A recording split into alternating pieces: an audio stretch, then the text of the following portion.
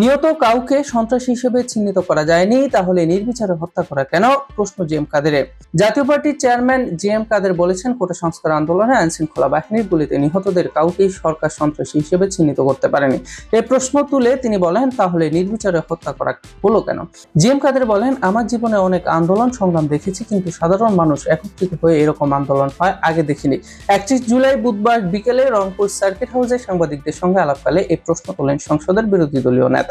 তিনি বলেন, নির্বিচারে এজন্যই বলছি, তারা যদি সন্ত্রাস দমন করতে চায় তাহলে আগে সন্ত্রাসীদের চিহ্নিত করতে হবে, এরপর না হয় প্রতিহত করার প্রশ্ন আসে।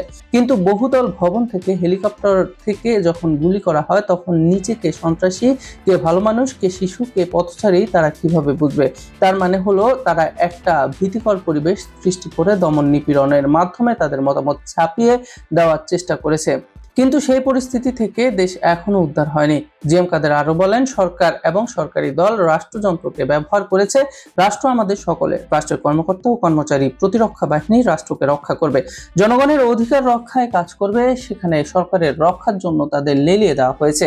এটা অত্যন্ত দুঃখজনক যে প্রতিরক্ষা সহ আইন শৃঙ্খলা বাহিনী যারা দেশ ও জনগণকে রক্ষা করবে তারাই জনগণের দিকে বন্দুক তাক করেছে। সরকার গদি রক্ষার জন্য যেটা করেছে তা দেশের অর্থনৈতিক নেতিবাচক অবস্থার সৃষ্টি করেছে। জিএম কাদের বলেন, আমার জীবনে অনেক আন্দোলন সংগ্রাম দেখেছি, কিন্তু সাধারণ মানুষ একত্রিত হয় এরকম আন্দোলন হয় আগে দেখিনি। দীর্ঘদিন থেকে মানুষের বৈষম্য শিকার হচ্ছে, লাঞ্ছনার শিকার হচ্ছে, মানুষ নির্যাতন নিপীড়নের শিকার হচ্ছে। সব বৈষম্যের প্রতিবাদ জানাতে ছাত্রদের সঙ্গে জনগণ মাঠে নেমেছে। তিনি আরো বলেন, সংঘর্ষের শুরু থেকে বিএনপি জামায়াত বলে বলে সরকার যতবার যেভাবে প্রচার করুক না কেন, আমি ঢাকায় দেখেছি, মানুষের সঙ্গে কথা বলেছি, জনগণ সরকারের একথা গ্রহণ করেনি। এটি জনগণের সংগ্রাম। বিএনপি জামায়াত জাতীয় পার্টি কেউ থাকলে তারা ব্যক্তিগতভাবে আন্দোলনে গিয়েছিল।